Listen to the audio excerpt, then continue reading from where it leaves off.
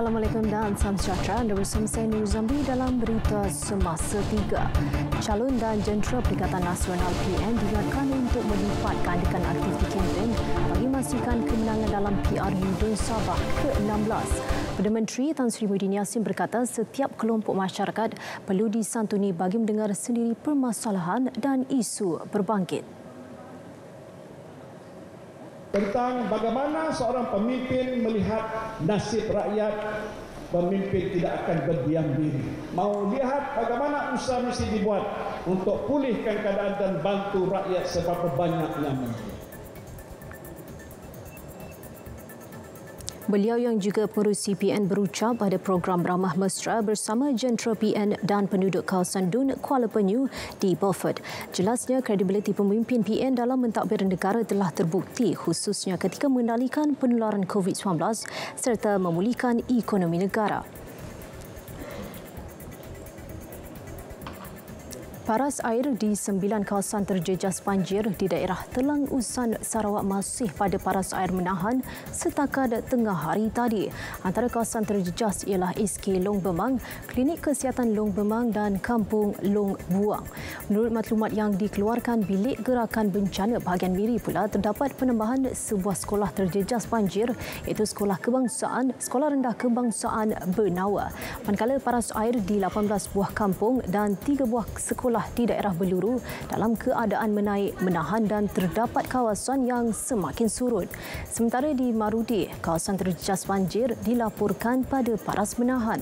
Di daerah Subis Bekenu pula, kawasan rumah akid anak anggan masih pada paras air menahan di jalan utama.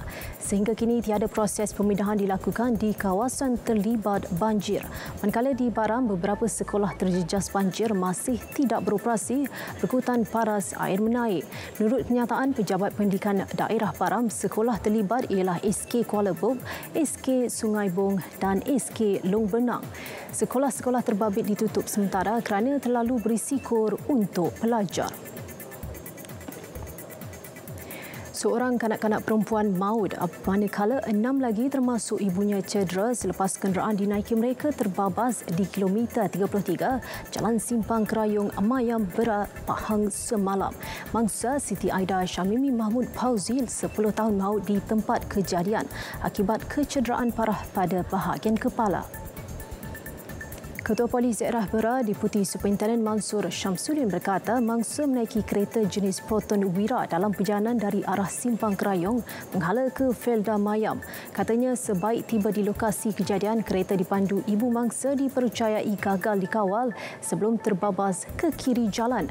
Mayat mangsa dihantar ke Hospital Sultan Haji Ahmad Shah Temeloh untuk bedah siasat dan mangsa yang cedera dikejarkan ke Hospital Sama untuk rawatan lanjut. Difahamkan kesemua mangsa dalam perjalanan pulang selepas selesai mendaki Gunung Senurang Berat. Penghulu di 28 mukim daerah Kota Setar yang terlibat Perintah Kawalan Pergerakan diperketatkan. PKP di pentadbiran diminta menyalurkan maklumat individu yang memerlukan bantuan makanan kepada Pusat Kawalan Operasi Bencana PKOB. Menteri Besar Kedah Muhammad Sanusi Makno berkata maklumat itu perlu bagi memudahkan Pusat Kawalan mengenal pasti individu yang layak dan memerlukan diberi bantuan. Muhammad Sanusi berkata bantuan makanan itu akan diagih mengikut mukim dalam tempoh tidak lebih 24 jam selepas Pusat Kawalan menerima permohonan. Katanya kerajaan negeri akan memfokus kepada individu yang tidak tergolong dalam penerima bantuan awal. Kerajaan negeri juga telah menyalurkan bantuan awal kepada lebih 6,000 golongan melibatkan penerima bantuan bulanan, Jabatan Kebajikan Masyarakat Kasih Ibu Darul Aman dan Zakat. Laporan itu mengakhiri berita semasa 3. Dengan itu, Assalamualaikum dan salam hormat.